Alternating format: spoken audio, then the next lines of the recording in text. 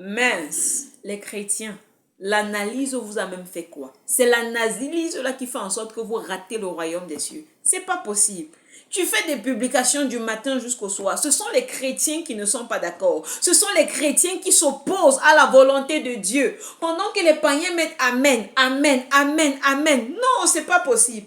Tu ne peux même pas faire un direct. Non, ce sont les païens ce sont les chrétiens qui vont bloquer. Vous bloquez quoi? On bloque la vérité. Vous pensez qu'on peut bloquer la vérité? Non, il faut envoyer les versets bibliques. Les versets bibliques. Depuis que toi tu lis la Bible, là, tu as déjà compris quoi de la Bible? Il ne suffit pas de prendre des versets détaillés, venir balancer là pour dire que non, on est chrétien. Jamais, jamais, vous ne vous rendez pas compte que c'est la fin du monde. C'est la fin du monde. Qu'est-ce que vous n'avez pas compris de la Bible? Qu'est-ce que vous n'avez pas compris des Écritures? Quand le Seigneur Jésus nous a demandé d'écouter le Saint-Esprit, les païens ont des songes, ils ont des visions, ils écoutent Dieu, mais les chrétiens, non. Non, mais quand même, c'est terrible. Quelle honte dans ma génération, quelle honte que le sorcier soit prêt à croire en Dieu par rapport aux chrétiens.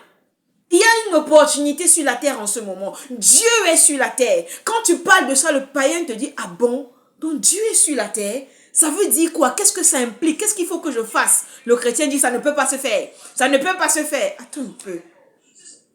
Toi, le chrétien qui sait que rien n'est impossible à Dieu. Toi, le chrétien qui sait qu'à la fin des temps, Dieu fera quelque chose de nouveau sur le point d'arriver. Mais c'est toi qui t'opposes à Dieu. On a un Dieu qui est classique ou on a un Dieu qui est logique. Jamais. Jamais. La Bible le dit. Que, attention, vous allez voir des gens de mauvaise vie vous dépasser dans le royaume des cieux. Tu es chrétien, chrétien de quoi?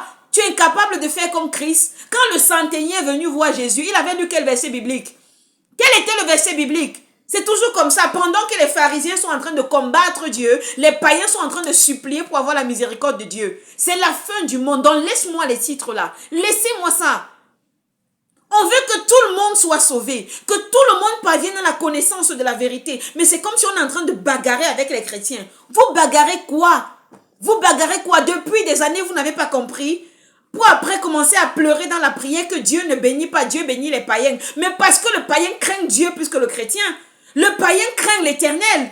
Il va dire non, il y a des choses que je ne peux pas faire. Mais c'est dans l'église que vous venez avec les abominations et des saletés. Le païen n'a pas besoin d'avoir un verset biblique pour savoir que lorsqu'on parle de Dieu, on craint. Lorsqu'on parle de Dieu, on se tait pour savoir de quoi est-ce qu'il s'agit. Le païen va s'asseoir, il va se poser la question, est-ce que c'est vrai? Mais le chrétien dit, ça ne peut pas être vrai. Ça ne peut pas être vrai. Mais arrêtez, ça fait honte. Ça fait vraiment honte.